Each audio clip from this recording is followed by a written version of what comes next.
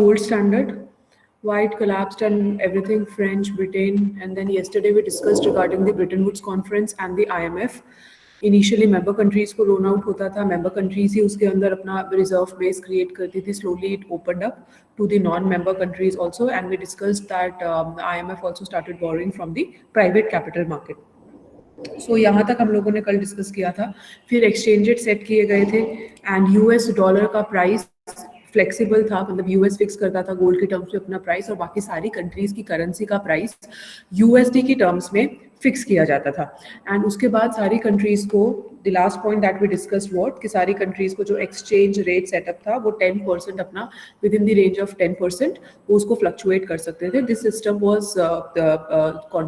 Continue till 1973. Now, the next is that the central place of USD was viewed by Keynes as a potential weakness. Keynesian theory हम सबने discuss की हुई है. Keynesian theory के basic assumptions याद है आप लोगों को? क्लासिकल और कीन्स में क्या डिफरेंस था? क्लासिकल और कीन्स में क्या डिफरेंस था? जब आप लोगों की फ्राइडे को क्लास होती थी ना मैक्रो की 2:30 बजे, उसमें मैंने ये चीज़ 3 बार डिस्कस की थी. कीन्स और क्लासिकल की अजम्पशंस में बेसिक उनकी थ्योरी में क्या डिफरेंस था? 2-3 पॉइंट्स थे इसमें.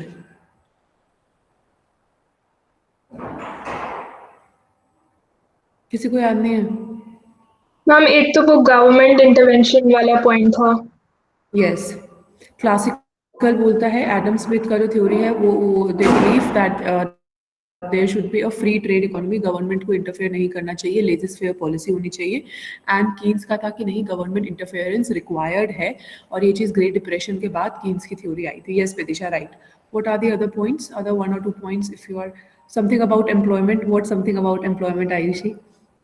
Anybody able to recall about employment? So classical theory said that there can be equilibrium only in the there can be full employment only, sorry, there can be equilibrium only in the case of full employment level. जब हम लोगों का full employment होगा, full employment मतलब natural rate of unemployment अगर हो सकता है वहाँ पे, but all the people who are willing and able to do work at the current wage rate, उनको जॉब मिलेगा. सो क्लासिकल बोलते थे कि इक्विलिब्रियम सिर्फ फुल एम्प्लॉयमेंट लेवल पे हो सकता है, बट कीनीशियंस का मानना था, उन्होंने अपनी थ्योरी में बोला था कि हमारा equilibrium level below full employment level भी अगर हो सकता है. And the third difference,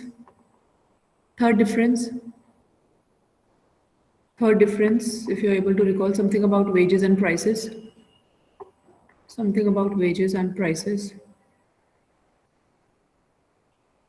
Classical economists said that wages and prices are flexible enough that if there will be any disturbance, then the economy will come back to the equilibrium level on its own. Whereas Keynesian said that no, this is not the case.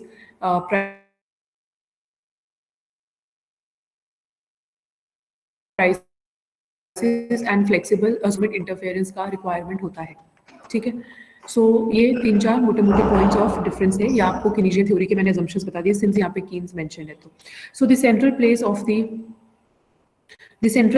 The USD क्यों बोला गया है? क्योंकि gold का price US fix करेगा और बाकी सारी करेंसीज का गोल्ड का प्राइस यूएस फिक्स करेगा, पर वो फ्लेक्सिबल है, यूएस कैन चेंज दैट, और बाकी सारी जो करेंसीज का प्राइस है वो यूएसडी के टर्म्स में रहेगा. इसीलिए यहाँ पे हमने बोला है that USD being the central place, this was viewed by Keynes as a potential weakness. Will see why. Keynes preferred an international settlement system based on a new currency unit bancor. So Keynes said हमें एक नई currency unit बनानी चाहिए, ना कि जो हमारी existing किसी एक कंट्री की है वो बनानी चाहिए. रीजन फॉर दिस, अब आप खुद सोचो, मैंने कल या परसों आपको एक स्टेटमेंट बोली थी that when US sneezes, the entire world catches cough. So Keynes का भी यही व्यू पॉइंट था कि अगर यूएसडी करेंसी को कुछ प्रॉब्लम होता है, वो क्राइसिस में जाती है, अगर वो डिक्लाइन कर रही है, तो बाकी सारी करेंसीज को भी प्रॉब्लम होगी जो होती रही है. देयरफॉर ही सेड कि हमें एक न्यू करेंसी यूनिट बनानी चाहिए रादर देन जो एग्जिस्टिंग किसी कंट्री की है उसको बनाया जाए. एंड इन टर्न अगर किसी और कंट्री में कोई स्ट्रॉन्ग क्राइसिस हो रहा है तो वो यूएसडी को भी इम्पैक्ट करेगा. So it is both ways. However, the idea was rejected, and it was not until 1960s that the inevitable collapse of the Bretton Woods arrangement was recognized by Yale economist Robert Triffin. आप लोगों ने अच्छा, वो तो लैफर्स curve है। ट्रिफिन्स की theory की है माइक्रो में, I am not too sure कि आपने ट्रिफिन्स की थ्योरी की होगी माइक्रो में या नहीं की होगी। माइक्रो में की थी सेकंड, फर्स्ट या सेकंड सेमेस्टर में ट्रिफिन का theory, Robert Triffin. He used to deal in public economics, so इसलिए मेरे को श्योरिटी नहीं है कि आपके सिलेबस में है या नहीं। चलो ठीक है, he used to deal in public economics. Public economics basically होता है कि हमारा कैसी पॉलिसीज अंडरटेक हो रही है regarding the finances of the government and regarding the expenditure of the government, earning and उससे एसोसिएटेड होता है। सो 1960s this idea was rejected हम लोगों का कि हमें कोई नई करेंसी नहीं अडॉप्ट करनी चाहिए, और 1960s में जो हम लोगों ने ये सिस्टम क्रिएट किया था कि हमारा यूएसडी उसके टर्म से फिक्स रहेगा, बाकी सारी करेंसीज उसके टर्म से फिक्स रहेगी, इसका भी हम लोगों को नेगेटिव कॉन्सिक्वेंसेज देखने को मिल गया था। So according to this Triffin paradox, in order for the stock of world reserves to grow along with the world trade, the provider of the reserves कौन है? The United States has to run a balance of payment deficit, obviously, and these deficits were viewed by Triffin as the means by which other countries could accumulate the dollar reserves. Although the US deficits were needed, the more they occurred, the more holders of dollars doubted the ability of the US to convert dollars into gold at the agreed price. अगर हमारा USD ही deficit में चला जाएगा, तो बाकी जो countries का ये जो फेथ है कि हमारी जो करेंसी है वो कन्वर्ट हो जाएगी यूएसडी में at the given price level, वो फेथ भी बहुत अनसर्टेन हो जाएगा। It will be again a scenario जो हमारा गोल्ड स्टैंडर्ड के टर्म्स में था, जहाँ पे कंट्रीज ने रिफ्यूज़ कर दिया था कि हम आपकी पेपर करेंसी को गोल्ड में कन्वर्ट नहीं करेंगे। तो अगर यूएसडी ही हमारा डेफिसिट में चल रहा है, सो उसके अलावा तो बाकी कंट्रीज को ये हो जाएगा कि जो जो जो हम रिजर्व लेके चल रहे हैं, अगर वही हमारा जो स्टैंडर्ड करेंसी है वही डेफिसिट में चल रहा है, तो हमारे पास तो किसी चीज़ की श्योरिटी ही नहीं है फिर। So this was all about the Triffin paradox and क्यों कीन्स ने मना किया था कि हम लोगों को यूएसडी नहीं लेना चाहिए एज दिस सेंट्रल करेंसी, जिसकी टर्म्स में बाकी सारी कंट्रीज की करेंसीज फिक्स्ड होगी। क्या आप लोगों को ये क्लियर हुआ है? ये स्लाइड क्लियर है? ये स्लाइड क्लियर है? Can I move on to the next one if you want to ask anything here? Okay, so among the most skeptical holders of dollar was France. France ने ही initially gold के case में किया था, ठीक है। France को अभी इस केस में भी स्केप्टिकल है, which began in 1962 to exchange dollars for gold despite the objection of the US. Directly उन्होंने क्या किया, यूएसडी को गोल्ड में कन्वर्ट करना स्टार्ट कर दिया। Not only were the French doubtful about the future value of the dollar, but they objected to the pivotal role of the United States in the Bretton Woods system. पहले भी France को क्या problem था कि हम लोगों का Britain क्यों एक सेंट्रल या न्यूक्लियस बना हुआ है गोल्ड स्टैंडर्ड सिस्टम का। अब फिर से फ्रांस को क्या प्रॉब्लम हो गया है कि क्यों यूएस ही सेंट्रल प्लेस ले रहा है ब्रिटेन वुड्स अरेंजमेंट के अंदर भी, तो हम तो इसको नहीं मानते हैं, हम तो अपना पुराना फिर से गोल्ड पे will go back. So part of this distaste for a powerful US was political. Yesterday I told you that all these subjects are interlinked: political, economics, environment, all these things, history, wars, depressions, crisis, सब interlinked है। So part of this distaste of France towards US, this was political and part was based on the Sino-Rage gain. Sino-Rage तो आप लोगों ने पढ़ा हुआ है micro में या मैक्रो में पढ़ा हुआ है। What is Sino-Rage? What is Sino-Rage?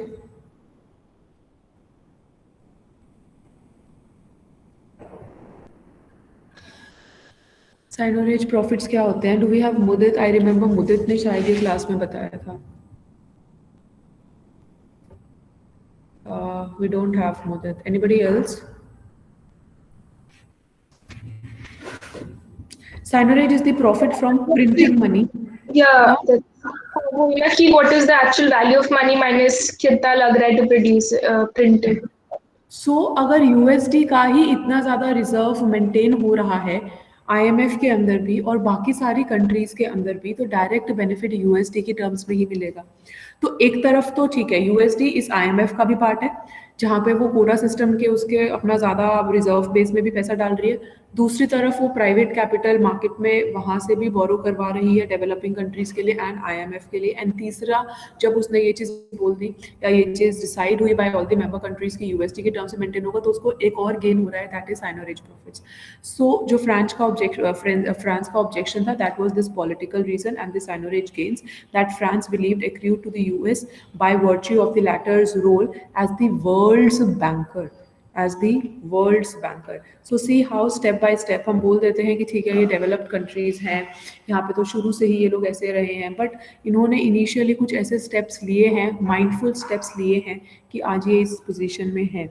So as in capturing the entire world from all the sides, be it political, be it economics or anything. So ऐसे steps लिए गए हैं, that is why these countries are developed right now. So Sinorage is the profit from printing money and depends on the ability to have people hold your currency.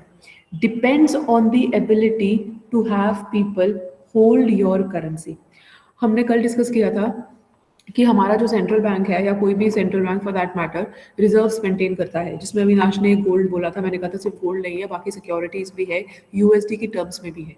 तो साइनोरेज profits हमारा क्या होता है, एक तो ऑब्वियसली प्रिंटिंग मनी से आएगा, but उसके अलावा it is the ability for the people, by people here we mean countries, to hold your currency, that is to hold USD. जितना ज्यादा हम होल्ड करेंगे उतना ही ज्यादा उनको मनी सप्लाई मार्केट में इंक्रीज करना पड़ेगा.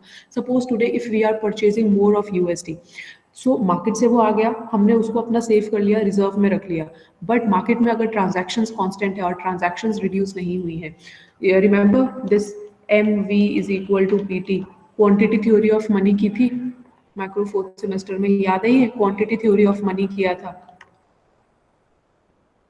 तो इस केस में अगर हम लोगों के ये ट्रांजैक्शंस कांस्टेंट हैं और मार्केट से हमने कुछ पैसा निकाल लिया, इसका मतलब ट्रांजैक्शंस कांस्टेंट होते हुए, बाकी सारी चीज़ें कांस्टेंट होते हुए, हमने जो पैसा निकाला है वो वापस से मार्केट में इंजेक्ट भी तो करना पड़ेगा. तो अगर हमने मार्केट से यूएसडी ले लिया है, परचेज कर लिया है, which means more of USD needs to be injected into the market.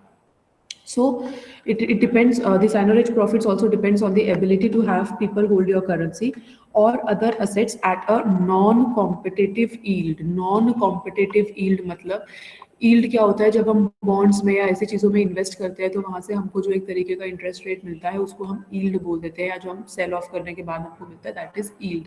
अभी मैं yield के इन डेप्थ नहीं जाऊँगी, ऑल्दो मैंने प्रॉपर कर्व करके आपको बताया था कि कैसे हम डिप्रेशंस को प्रिडिक्ट कर सकते हैं. I don't know how many of you guys remember that. So non competitive yield मतलब कि ये जो यूएसडी करेंसी है इसको किसी और के साथ कोई कंपटीशन नहीं है, तो हम सोलली यूएसडी पे ही डिपेंडेंट हैं. So every government which issues legal tender currency can ensure that it is held by its own citizens even if it offers no yield at all. ठीक है. So this was about the importance of USD, कैसे USD important currency बनना start हो गया था. Nevertheless, so the French continue to convert their dollar holdings into gold, क्योंकि उन्होंने बोला हमें डॉलर नहीं चाहिए, हम तो अपना गोल्ड लेंगे, we don't want dollar, we don't want to give so much of importance to your currency. Now this led other countries to worry about whether the US would have sufficient gold to support the USD after the French had finished selling their dollars. तो अगर French के पास इतना amount है, France के पास इतना amount है कि वो अपना सारी की सारी चीज़ों को सेल ऑफ करके गोल्ड में कन्वर्ट कर रहा है, तो बाकी सारी कंट्रीज भी स्केप्टिकल हो गई. And under a fractional reserve standard, gold reserves are only a fraction of the dollars held. Obviously हमने ये कल भी डिस्कस किया था कि हमारा गोल्ड का प्रपोर्शन जो रिजर्व्स का है वो बहुत कम है, यूएसडी का प्रपोर्शन ज़्यादा है. तो अभी आपके दिमाग में ये भी आ रहा होगा कि अगर सिर्फ फ्रांस ही कन्वर्ट कर रही है तो ऐसा थोड़ी ना कि दुनिया का गोल्ड खत्म हो जाएगा. But compare to the USD that all other countries are holding, the gold, the share of gold is very less. So it will be a situation जो बैंक रन टाइप सिचुएशन हो जाती है ना. अगर हमने यूएसडी को या US को एक वर्ल्ड बैंक बोला है जो हमारी पेपर करेंसी को गोल्ड में कन्वर्ट कर रहा है, बट अगर कोई एक ऐसा कंट्री है, ये क्या तो ऐसी कंट्री है जो सारा गोल्ड लेना चाहती है, उनके पास जितनी भी होल्डिंग है कन्वर्ट करना चाहती हैं, और अगर बाकी कंट्रीज भी, 2-3 कंट्रीज भी स्केप्टिकल हो गई, अनसर्टेन हो गई कि क्या होएगा आगे, और वो भी, उन्होंने भी गोल्ड में कन्वर्ट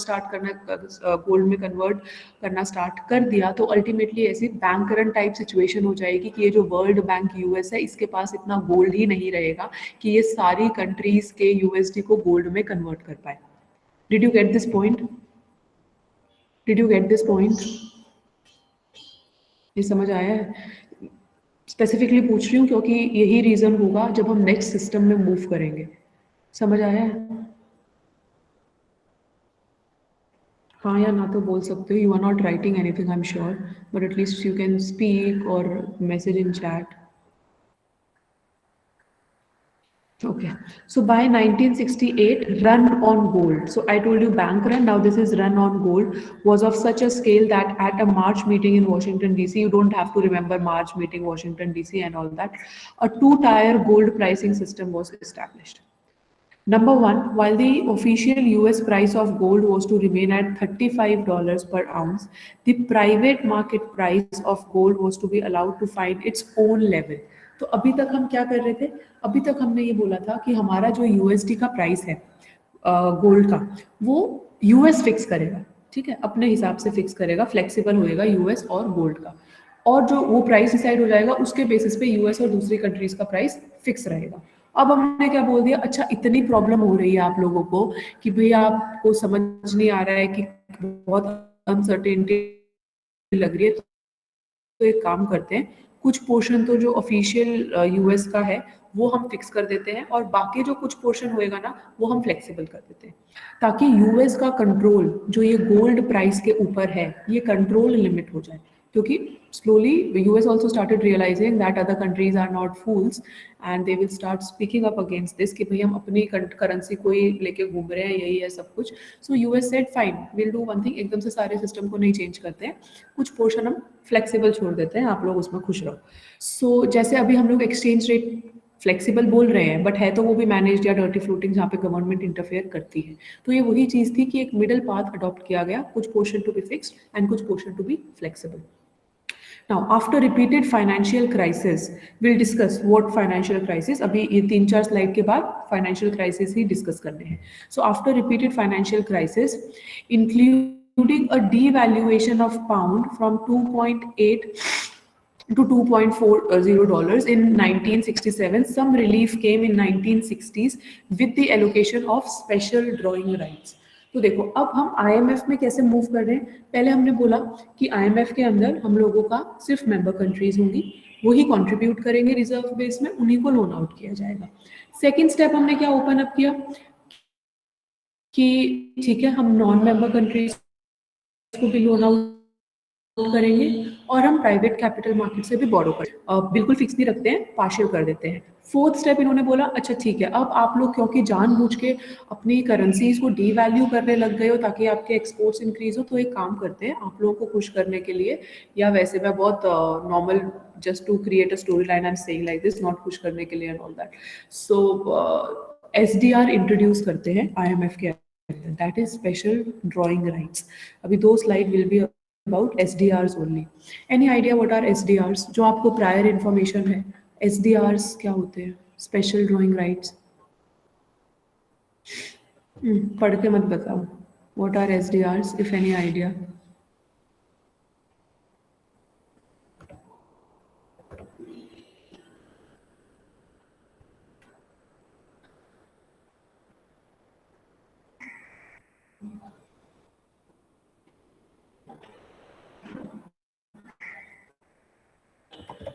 नो आइडिया. देखो हमने क्या कहा था, नो आइडिया. ठीक है, हमने कल डिस्कस किया था ना एक पॉइंट, अगर आपको याद होगा, कि हम वेट ना करें कि कोई भी कंट्री को का क्राइसिस इतना ज़्यादा बढ़ जाए और कि उसको एडवर्स इम्पैक्ट कंट्रोल करने मुश्किल हो जाए, उसके बाद हम उसको लोन दें. इंस्टेड हमें पहले से ही उसको कुछ ऐसा फिजिबिलिटी देना चाहिए जहाँ पे हम उनको, जैसे उनको लगे कि क्राइसिस अकर हो सकता है, हम पहले से ही उनको फंड्स दे पाए. ये उसी का एक नेक्स्ट स्टेप था, SDR स्पेशल ड्रॉइंग राइट. जो हम लोगों का कोटा सिस्टम है ना, कोटा के हिसाब से जो इस कोटा हम लोगों ने इस्टेब्लिश किया हुआ है, उसके हिसाब से जो आईएमएफ के अंदर हमारी बुक एंट्री होती है मेंबर कंट्रीज की, तो कोटा के हिसाब से हमने जितना कंट्रीब्यूट किया है और जितना हम लोगों को लोन मिल सकता है, वो हम उस बुक एंट्री के अंदर ही पहले ही क्रेडिट कर दे मेंबर कंट्रीज में. नॉट लाइक एग्जैक्ट कैश और something, but it is something like कि आपके पास, आपको पता है कि आपके पास इतना अमाउंट अवेलेबल है जो आप आईएमएफ से ले सकते हो विदाउट एनी नीड, कंडीशन यहाँ पे क्या लगा दी है, without the need for any country to run deficits और टू माइन गोल्ड। ये चीज आपको करने की जरूरत नहीं है, कोई स्पेशल अप्रूवल लेने की जरूरत नहीं है। अगर आपने कोटा के हिसाब से, जो इस्टेब्लिश कोटा है, सपोज 200 रुपीज कॉन्ट्रीब्यूट किए हैं, तो ये जो भी अपना पासबुक या जो भी मेंबर कंट्रीज की बुक एंट्री होती है, वहां पे आप इसको पहले ही क्रेडिट कर दो मेंबर कंट्रीज को, ताकि उनको जब भी जरूरत पड़े बिना किसी कॉम्प्लिकेशन के वो इस अमाउंट को यूज कर सके। चाहे वो उनके बैलेंस ऑफ पेमेंट को इम्बैलेंसेस के मीट करने को, इम्बैलेंसेस कैसे, कल हमने डिस्कस किया था कि बैलेंस ऑफ पेमेंट हमेशा सरप्लस में होता है, क्योंकि सॉरी हमेशा बैलेंस में होता है, क्योंकि अगर डेफिसिट अगर हो जाता है तो ऑफिशियल रिजर्व्स को कंट्रीज यूज करती हैं उसको बैलेंस में लाने के लिए। I just did not have my coffee today और मैं लेके भी नहीं आई हूँ, इसलिए मेरे वर्ड्स इधर उधर हो रहे हैं आज, बैलेंस में करने के लिए। सो अब अपने कंट्री के ऑफिशियल रिजर्व्स के अलावा ये वाला अमाउंट भी कंट्रीज के पास है, जो उनको पता है कि वो ले सकते हैं आईएमएफ से without going into any kind of red tapism, any kind of formalities, और विदाउट रनिंग इनटू डेफिसिट्स और माइनिंग गोल्ड। माइनिंग गोल्ड क्यों? क्योंकि अगर उस टाइम पे हमारी जो बेसिक चीज हम गोल्ड बोल रहे हैं, तो अभी हम क्या बोलते हैं, अच्छा हमें डेफिसिट को कवर करना है, एक काम करते हैं मनी प्रिंट कर देते हैं, यही बोलते हैं ना, मनी प्रिंट, उससे इन्फ्लेशन होएगा, ऑब्वियसली इन्फ्लेशन होएगा। तो यहाँ पे क्या बोल रहे हैं, हमें गोल्ड माइन करने की जरूरत नहीं है, तो गोल्ड को लेने की जरूरत नहीं है अगर हम लोगों के पास अपना ये ऑलरेडी अमाउंट पहले से ही क्रेडिटेड होगा। इसको स्पेशल ड्रॉइंग राइट बोला जाता है, एसडीआर, जो हमारा ऑलरेडी स्टैब्लिश्ड कोटा सिस्टम के हिसाब से हमारे बुक एंट्री होती है, क्रेडिट होता है, ठीक है। A country can draw on it's SDR. Yes, I have a doubt, ma'am. Can I? Ma'am, is it a pool of money, or like it's a money given by the IMF only, or is it a pool of money by all the member countries, by which any of the member countries see can draw? हाँ, सी SDR हमने आपने कल की class attend की थी सार्थक? No, ma'am.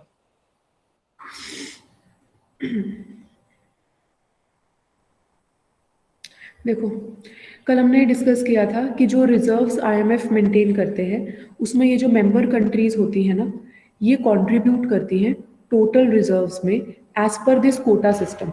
तो हर मेंबर कंट्री कंट्रीब्यूट करेगी as per the national income and as per the importance of trade in their countries.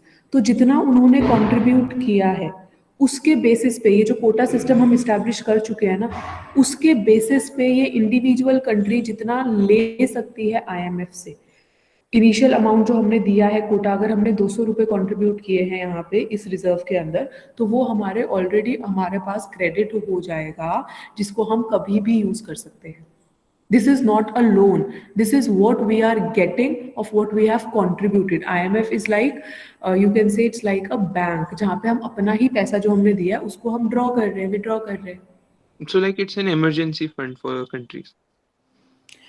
No, it's the available fund with the country. It is not an emergency fund. What do you mean by emergency?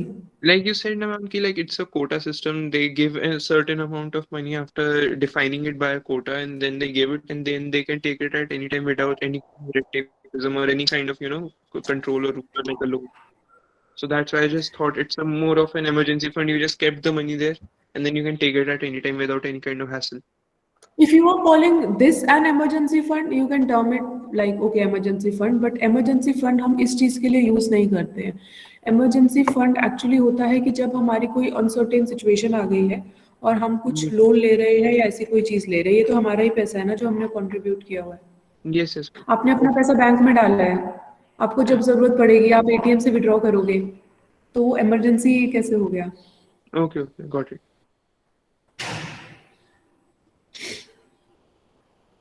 Okay.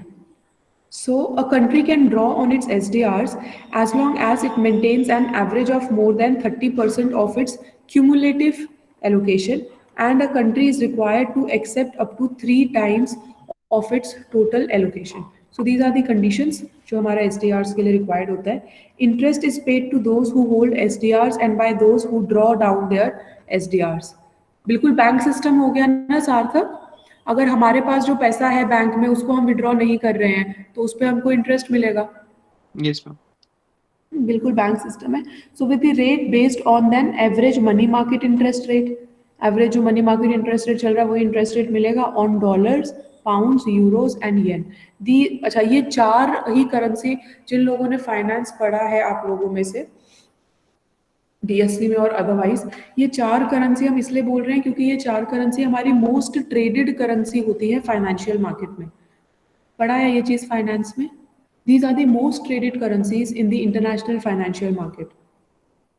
जिनके पास finance था या so that is why हम बोल रहे हैं money market interest rates जो चल रहा होता है उसके बेसिस पे मिलता है और money market interest rates on these 4 currencies. Now, from 1970 to 1972, approximately 9. ये याद करने की जरूरत नहीं है. Just you should be able to remember the crux of everything. जो मैं summary points आपको बोल देती हूँ वो चीज़ याद होनी चाहिए. इतना in depth ये 1970, 72 ये सब करने की जरूरत नहीं है. So approximately 9.4 billion worth of SDR or paper gold, as they are called, were created. However, there was no further allocation until 1979 when SDR 4 billion was created. Similar amounts were created on January 1981, bringing the total of SDR 20 billion, and no allocations of SDR have occurred since 1981. The SDR was originally set equal in value to the gold content of USD in 1969. The value of this was later revised, first being based on weighted basket of 16 currencies and subsequently being simplified to 5 currencies. The currency basket and the weights are revised every 5 years according to the importance of each country in the international trade. But starting से अभी तक यही 4 countries most traded currencies बनी हुई हैं. That is why they are constant. Otherwise revision ये लोग हर 5 साल में करते हैं. Now, if the SDR had arrived earlier, it might have prevented or postponed the collapse of Bretton Woods system.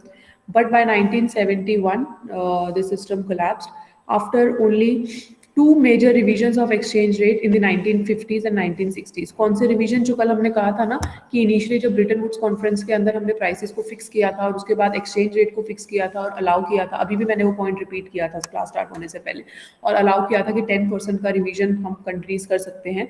तो सिर्फ 2 मेजर रिवीजन हुए थे 1950s में एंड 1960s में.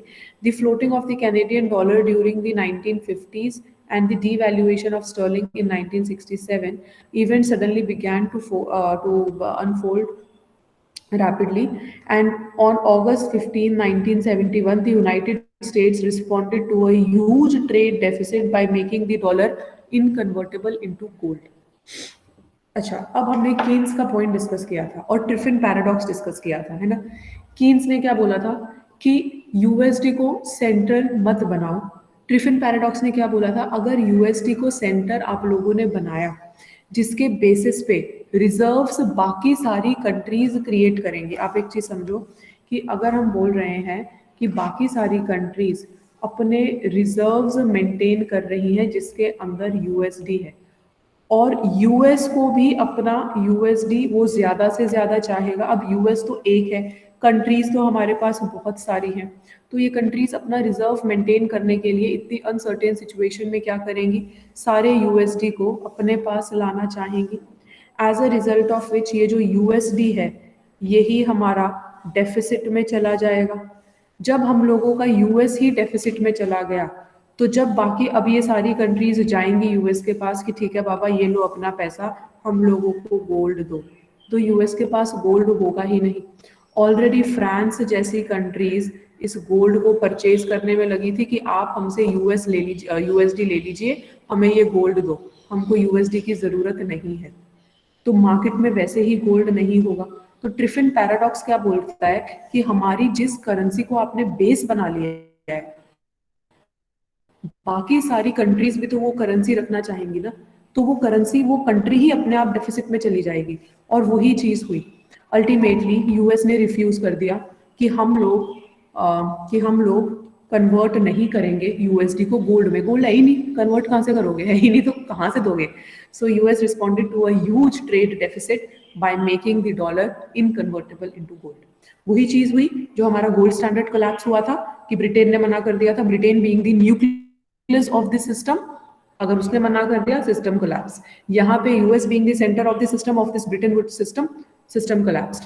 Now a 10% surcharge was placed on imports and a program of wage and price control was introduced. Why a program of wage and price control was introduced? Keynes ने क्या theory दी थी great depression के बाद कि wages और prices flexible नहीं होते हैं, गवर्नमेंट के इंटरफेरेंस की रिक्वायरमेंट होती है. तो ग्रेट डिप्रेशन के टाइम भी यूएस को ये चीज रियलाइज हुई. अब जब यहाँ पे मार्केट को इतना फ्री कर दिया गया था, सिर्फ यूएस अपना कंट्रोल कर रहा था, किसी तरीके का कोई कंट्रोल वेजेस और प्राइसेस पे नहीं था, तब फिर ये चीज़ रियलाइज हुई कि हमें कंट्रोल करने की ज़रूरत है. फिर हम लोगों के wages and prices control policies को इंट्रोड्यूस किया गया and many of the currencies were allowed to float against the USD. Many of the countries currencies floating मतलब अभी तक जो हम एक सिस्टम रख रहे थे, हमने क्या किया था अभी ब्रिटेन वुड्स में, पहले बोला यूएस का, अब यूएस अपने आप गोल्ड के साथ देखेगा और बाकी सारी करेंसीज का फिक्स प्राइस रहेगा. फिर बोला चलो पूरी तरह फिक्स नहीं करते हैं, पार्शियल कर लेते हैं. अब बोल रहे हैं एक काम करते हैं फ्लोटिंग कर देते हैं. यूएस ने तो मना कर दिया, अपने ट्रेड के हिसाब से देखो, जैसे भी आप लोगों का बनता है अपने ट्रेड के हिसाब से अपने एक्सचेंज रेट को आप देखिए. तो अभी तक जो हमने डिस्कस किया है flexible exchange rate, fixed exchange rate, वो बहुत ही ज़्यादा थॉटफुल माइंडफुल तरीके से लाई हुई चीज़ें हैं, क्योंकि हमारी सिस्टम्स चल नहीं रहे थे उस टाइम पे. The world was trying to get into sync. Okay, so इसके अंदर एक लाइन मिसिंग है. इट जस्ट सेज कि by the end of this 1971 the most of the currencies were appreciating and सबसे ज़्यादा हमारा जो जर्मन और जापानीज येन है both were up by 12% and the dollar had become last. इसमें एक पॉइंट मिसिंग है जो कि इम्पोर्टेंट पॉइंट है, that is the dollar, PPT में है जो अपलोड करूँगी उसमें, had begun a decade of decline. क्योंकि आप देखो डॉलर ऑलरेडी इतना वीक चल रहा था, डॉलर ऑलरेडी डेफिसिट में चल रहा था और यूएस ने मना कर दिया हम गोल्ड में कन्वर्ट नहीं करेंगे, आप फ्लोटिंग रखो. तो जो करेंसी ऑलरेडी इतना वीक चल रही है उसको भी आपने फ्लोटिंग कर दिया, तो अल्टीमेटली क्या होगा, वो करेंसी और ज़्यादा डिक्लाइन होने लग जाएगी. वही चीज़ हुई 1971 के बाद यूएसडी का डिक्लाइनिंग फेज स्टार्ट हो गया था. Are things clear till here? यहाँ तक क्लियर है? Sure. Now, on August 15, 1971, the United States made it clear that it was no longer content to support a system based on the USD. हम नहीं करेंगे बाबा, हमने देख लिया, हमारी खुद की करेंसी की बैंड बच गई है. Now we don't want कि हम लोग का ही सेंटर बना रहे. So the cost of being a reserve currency country, the cost of being a reserve currency country, reserve currency कैसे, जो अभी यूएस ने किया था कि सारी करेंसीज का इसके टर्म से फिक्स रखो, वह perceived as having begun to exceed any benefits in terms of seigniorage. जो भी उनको बेनिफिट्स वो सारी तरफ से लेने की कोशिश कर रहे थे, वो benefits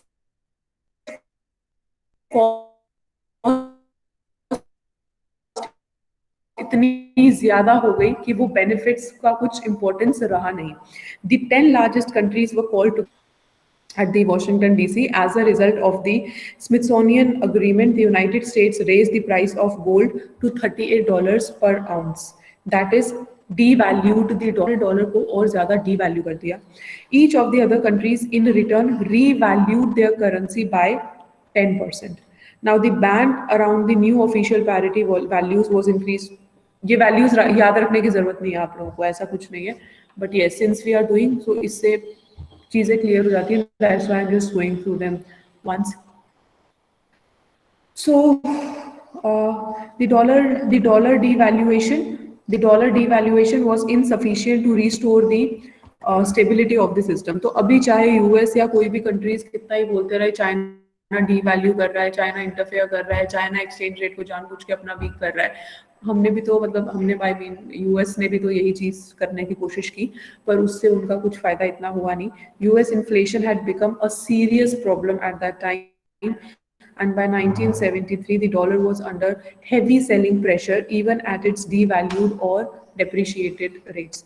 And in February 1973 the price of gold was raised 11% from $38 to $42.22 per ounce. By the next month, most of the major currencies were floating now. Now, this was the unsteady state of the international financial system as it approached the oil crisis in 1973. Oil crisis क्या था? What was oil crisis? Oil crisis की भी case study की है यार हमने macro में. Oil crisis क्या था?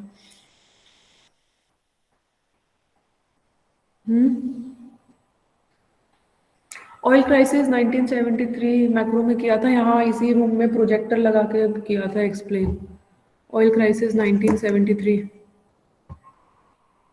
कुछ भी नहीं पता, मतलब याद ही नहीं है कुछ. ये तो नॉर्मल है, पता होना चाहिए, ग्रेजुएट हो जाओगे बीबी में.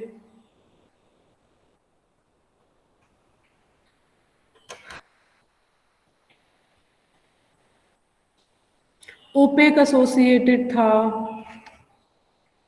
ओपेक ओपेक क्राइसिस क्या था? Can anybody please explain? Ravi और Sarthak, anybody? What is the full form of OPEC? What is the full form of OPEC?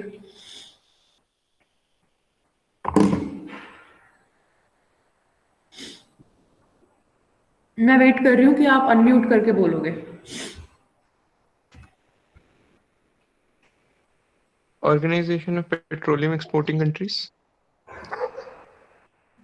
Organization of Petroleum Exporting Countries. Organization of Arab Petroleum Exporting Countries. Okay. Okay, what was the crisis? I don't remember exactly. We read it in macro. Like I remember the graphs because I practiced them so much, and I also did them in the paper also because it came. But I don't remember. Because it came, that's why you did. Yes. But you don't remember. Yes, ma'am. Very good. Ravi? Decreased supply and increased price. Cartels were formed. This was a basically cartel. Cartels तो याद है ना, याद होगा, oligopoly में पढ़ा होगा micro में फर्स्ट सेमेस्टर में. कार्टल्स वो मत बोलना, वो भी भूल गए.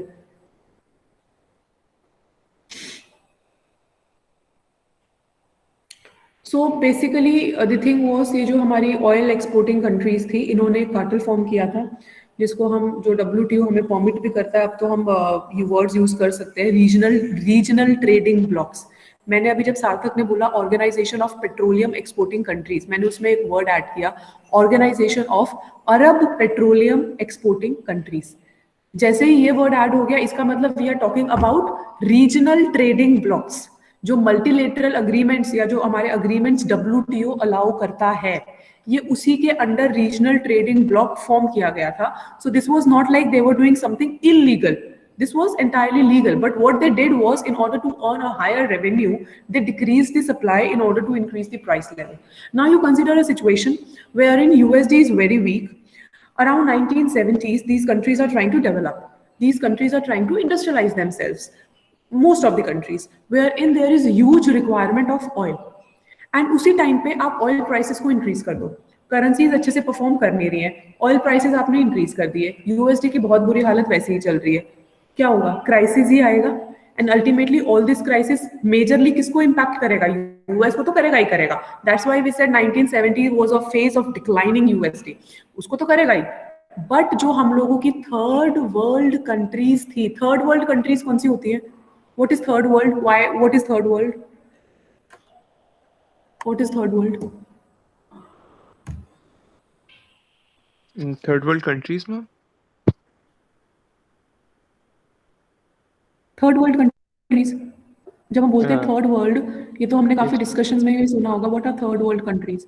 किसको रेफर कर रहे हैं? Underdeveloped and which are not even at the which don't even have the tag of the developing nations or something, and which have, they have a certain baselines which they do not meet. In economic baselines, if you were to say, like the development is, they are still underdeveloped. They don't have even the developing tag. Yes, third world countries are mainly Africa, south American countries. ये तो आप example दे रहे हो ना अभिषेक। अगर हम बोल रहे हैं थर्ड वर्ल्ड कंट्रीज, तो हमें ये क्लैरिटी होनी चाहिए कि हम कंट्रीज को डिफाइन कैसे कर रहे हैं। फिर तो हमें ये पता चल गया कि हम ऐसे डिफाइन कर रहे हैं, उसके बाद हम तो कंट्रीज को तो लिस्ट कर ही सकते हैं, है ना। Third world countries are actually, as Sarthak said, they are not so industrialized countries which were trying to industrialize at that time, which were not developed at that time. उसको हम third world countries बोलते हैं। बाकी अगर आप cold war era में जाओगे तो उसमें हमारा थर्ड वर्ल्ड कंट्रीज दूसरी हो जाती है, जिन्होंने कोई साइड पिक नहीं किया था कैपिटलिज्म और सोशलिज्म का। उस चीज को भी रेफर करते हैं हम लोग। बट यहाँ पे अभी हम जब आगे रेफर करेंगे तो यहाँ पे मैं आपको ये बताना चाह रही हूँ कि ये जो हमारे ऑयल प्राइसेस इंक्रीज हुए थे, इसने मेजरली इम्पैक्ट किया था ये नॉन इंडस्ट्रियलाइज्ड कंट्रीज को, जो अभी डेवलप होने की फेज में थे। ठीक है, so the rapid increase, okay, so we are starting with the flexible exchange rate period 1973 to 1985. We still have 10 minutes and I think we can carry on. So जो अभी हमने बोला कि सारी कंट्रीज ने, अभी हमारा ब्रिटेन वुड्स का सिस्टम कोलैप्स हो चुका है। We have discuss two systems, classic और gold standard and Bretton Woods system, दोनों चीज अभी हमारी कोलैप्स हो चुकी हैं। All the currencies are floating right now. US ने छोड़ दिया, हम अपना बेस नहीं क्रिएट करेंगे, हम दोबारा से रिजर्व बेस्ड कंट्री नहीं बनना चाहते हैं। Our cost have extended the benefits. So the rapid increase in oil prices after the oil embargo worked to the advantage of USD. Since the US was relatively self-sufficient in oil at that time, the USD was able to weather the worst of the storm. तो उस time पे USD जो इतना week चल रहा था, US के पास, वो ऑलरेडी एक इंडस्ट्रियलाइज्ड कंट्री बन चुका था, उनके पास अपना सेल्फ सफिशिएंसी के लिए ऑयल था, तो वो एटलीस्ट इस केस के अंदर उनको इतना ज्यादा नुकसान नहीं हुआ। मैं आपको एक और चीज बताती हूँ, पता है यूएस ने क्या किया? यूएस ने, आगे आ भी जाएगा ये कहीं पे, बट एक बार मैं वैसे एक्सप्लेन कर देती हूँ, याद रखना कल की क्लास के लिए भी। यूएस ने एक तो था हमारा ये ऑयल सप्लाइंग कंट्रीज, ठीक है, ऑयल सप्लाइंग कंट्रीज, और दूसरा था जो ऑयल डिमांड कर रहे थे। क्योंकि यूएस इतना ज्यादा गंदा, यूएसडी इतना ज्यादा गंदा परफॉर्म कर रहा था, so these are third world countries, developing countries या whatever the countries who are demanding oil. US ने अपना एक सिस्टम क्रिएट किया जहां पे ये जो ऑयल सप्लायर्स थे, उन्होंने यहाँ पे पैसा इन्वेस्ट करना स्टार्ट किया इनटू देयर फाइनेंशियल मार्केट्स, ठीक है। अब यूएस के पास पैसा आया, यूएस ने क्या किया, इस पैसे को फर्दर लोन आउट करना स्टार्ट किया to the countries who were demanding this oil. तो एक तरीके से तो जो यहाँ पे ऑयल सप्लाई कर रहा है उनसे ये पैसा ले रहे हैं, उनसे पैसा ले रहे हैं यूएसडी की टर्म्स में। बाबा यूएसडी में यूएस में डेफिसिट चल रहा है ना, अब अपनी करेंसी तो अपने पास वापस लेके आनी है हम लोगों को। ये जो इन्वेस्ट कर रहे हैं यहाँ से ऑयल सप्लाई, क्योंकि इन्होंने इनिशियली तो रेवेन्यू इंक्रीज हुआ ही था, ओपेक का इनिशियली इंक्रीज हुआ था ऑयल कंट्रीज का, इस कार्टेल का, तो इन्होंने यूएस में ये पैसा इन्वेस्ट करना स्टार्ट किया। US created a system such that, तो यूएसडी इनके पास आनी स्टार्ट हो गई यूएस में। एंड देन जो इन्होंने लोन आउट करना स्टार्ट किया, वहां से भी इनके पास इंटरेस्ट पेमेंट्स आ रही थी, मतलब यूएस के लिए वो इंटरेस्ट अर्निंग्स थी, तो वहां से भी इनके पास यूएसडी की टर्म्स में जो रिजर्व्स इन डेवलपिंग कंट्रीज ने यूएसडी की टर्म्स में रखे हुए थे because of the Bretton Woods agreement, वो रिजर्व से इन्होंने पैसा निकाल के यूएस को सप्लाई करना स्टार्ट किया इंटरेस्ट पेमेंट की फॉर्म में। As a result of which जो यूएसडी था वो फिर से एक स्ट्रॉन्ग करेंसी की तरफ मूव होने लग गया। 1971 में जब यूएसडी इतना ज्यादा वीक हो गया था, उसी टाइम जब ये 1970s के आसपास जब ये कार्टेल फॉर्म हुआ, उसकी वजह से 1980s के स्टार्टिंग में आते आते यूएस एक स्ट्रॉन्ग करेंसी बनने लग गया था। You guys got this entire thing? It will come again, and then I'll tell you I've already discussed this. Since we were discussing OPEC and all these things, तो मुझे लगा मैं अभी कर देती हूँ। ये चीज समझ आई? Ma'am, please explain once in concise. My net got disconnected. Okay, what I said was that US in 1971 was a weak. You didn't get? मैं दोबारा से लिख देती हूँ। USD, okay, it was doing very bad in 1971. Now there were two sides. एक तो था हमारा जो कंट्रीज ऑयल सप्लाई कर रही थी, और एक था जो ऑयल डिमांड कर रही थी कंट्रीज। तो यूएस ने एक सिस्टम क्रिएट किया जहां से जो ऑयल सप्लाई कर रही थी कंट्रीज, क्योंकि इनका अभी इनिशियली प्राइस इंक्रीज हो रहा था और ये जो ऑयल है ये एक इन इलास्टिक डिमांड है। इन इलास्टिक डिमांड में जब हम लोगों का प्राइस इंक्रीज होता है तो हमारा रेवेन्यू भी इंक्रीज होता है। तो ये जो अरब कंट्रीज थी इन्होंने अपने पैसे को यूएस में इन्वेस्ट करना स्टार्ट किया। तो यूएस जो डेफिसिट में चल रहा था उसका ऑब्जेक्टिव था कि वो अपना यूएसडी को करेंसी कंट्री में लेके आए। तो यहाँ पे जो इन्वेस्टमेंट आया वो यूएसडी की टर्म्स में आया। उसके बाद यूएस ने ये जो पैसा आया इसको, यूएस के पास खुद के पास तो अब था नहीं, तो ये जो पैसा आया उसको इसने ऑयल जो कंट्रीज डिमांड कर रही थी, ऑयल डिमांडिंग कंट्रीज को लोन करना स्टार्ट किया, जिसके बदले में ये जो कंट्रीज ने अपना रिजर्व रखा हुआ था यूएसडी की टर्म्स में, उस रिजर्व को यूज करके इंटरेस्ट पेमेंट देनी स्टार्ट की यूएस को इन टर्म्स ऑफ यूएसडी। तो यूएस का जो पैसा बाहर चला गया था, दूसरी कंट्रीज जो रिजर्व्स रखे हुए थे इन टर्म्स ऑफ यूएसडी, वो पैसा यूएस के पास वापस आने लग गया। And slowly towards the end of 1970s और the beginning of 1980s USD again started becoming a strong currency. अभी आया समझ अभिषेक एंड सार्थक? Yes, ma'am. Okay, so now this is, ये आगे चीज आएगी दोबारा, मैं तब बोलूंगी, मैंने एक्सप्लेन कर दिया है ये, ठीक है। So now so the strength of the dollar allowed the US to remove controls on capital outflows in 1974 and this opened the way for large scale US lending to companies and countries in need. अब US के पास जब पैसा आ गया था सो आराम से जो भी कंट्रीज थी वो उसको लोन आउट कर सकती थी and came just in time. The practice of paying for oil in USD meant that जो भी कंट्रीज यूएसडी की टर्म्स में ऑयल, मतलब जो अभी हमने सारा ऑयल वाला सिनेरियो डिस्कस किया, it actually meant that the buyers needed dollars and the sellers कौन थे? ये जो ओपेक के मेंबर्स थे, जो ये अरब कंट्रीज थी, इनको भी इन्वेस्ट करना था डॉलर अर्निंग्स की टर्म्स में। जो मैंने आपको बोला ना, यहाँ पे इनको भी जो डिमांड, जो सप्लाई कर रहे थे उनको भी यूएसडी यूज करनी थी, और जो यहाँ पे डिमांड कर रहे थे उनको भी यूएसडी की टर्म्स में पेमेंट करनी थी। सो it was not until 1976 at a meeting in Jamaica that the system had begun to emerge in 1971 was approved.